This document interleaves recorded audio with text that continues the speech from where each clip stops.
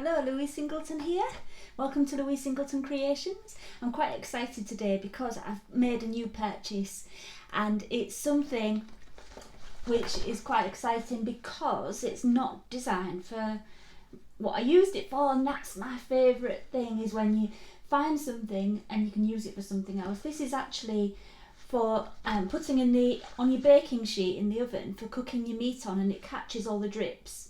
But I saw it and I thought, well, it's silicone, I can use it with resin, and I'm quite sure that it's going to make something fantastic. So I bought it. I didn't buy it for a while. I kept seeing it popping up on my screen and I thought, I really want that. So I bought it, and I'll put a link to it in the description for you so you can get one. And it is so cool. I actually made, how many? 417, I think it was, little mini pyramids in this, and I'm going to show you today how I did that and what I made with the pyramids, and it's quite a good effect. So stay tuned and enjoy my video.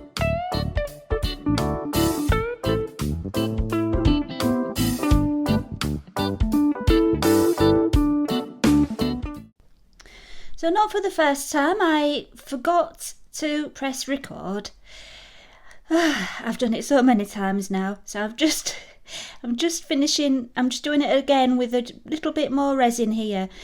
What I've done is I've poured resin into the wrong side of it, so we're getting all those tiny little pyramids, and just smoothing it over, just so that to make sure that all the little holes have got some resin in.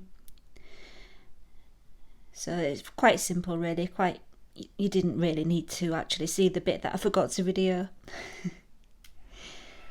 And now I'm just using the heat gun just to get rid of any bubbles. It's kind of hard to not get any bubbles at all in the tip of those little pyramids. You can't really avoid it, but you can keep trying, I suppose. And I've let it cure, and here you can see I'm taking out all my little pyramids so easy. And in a moment you're going to see that there is another way of doing this. You can actually do it so that it's all one piece, but you need to get the resin so that it's sitting on the top to hold all the pieces together. So here you'll see that in the corner, if you look now, you'll see that I propped up the sides with lolly sticks just to stop it from sagging and from the resin pouring over the edges. So that was the idea, and that's just another way you can do it. But for this video, I wanted my little individual pyramids to be loose so that I could use them for the next step. So there we have it. 417 little pyramids from that baking sheet. Yes, I did count them. Well, I didn't count the pyramids, I counted the holes in the baking sheet, yes. I know, it's sad. Anyway, there we have them. I think they're quite cool. You could do all kinds of things with them, but today I'm going to be making a picture. So I have a primed MDF board, and I've put PVA glue on, and I'm just arranging all my little pyramids to be where I want them to be. And now I've started pouring on my resin. Ignore the blue layer, that was my first attempt that went wrong because I took the edging off too soon. So on this second attempt, I've put my aluminium tape on, and I'm going to make sure it's at the right stage before I take it off. With the first attempt, I took it off too soon and my whole picture just ran off the sides. So for that bit, you do need to make sure it's kind of at curing stage where it's just tacky, and then you take your foil tape off and it just comes down the edges just nicely. I'll put the links in the description to the pigments that I used because I've run out of time to tell you. Here's the best bit coming up. This was my favourite bit. Get ready for it.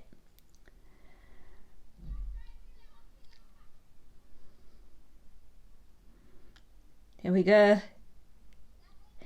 It reminds me of those machines you get in the amusement arcades where the penny drops down through all the little the nails that are sticking out. Unfortunately, I didn't manage, the white dispersed a little bit and didn't actually manage to keep this fantastic pattern as it is, as you see it right now, which is a shame because I really love the way it looks right at this moment. But that's the nature of resin. Sometimes it does disperse a little bit and you kind of lose that definition, but I still love the effects that I achieved in the end.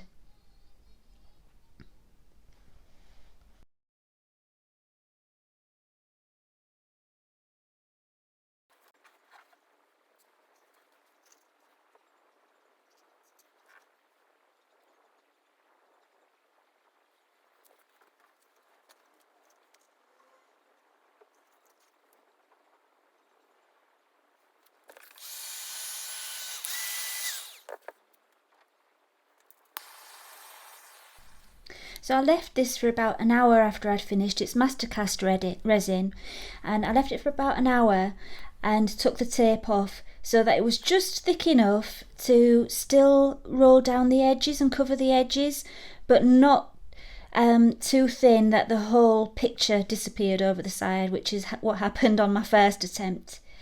And you'll see in a moment in the photographs how it covered the edges and the finished result.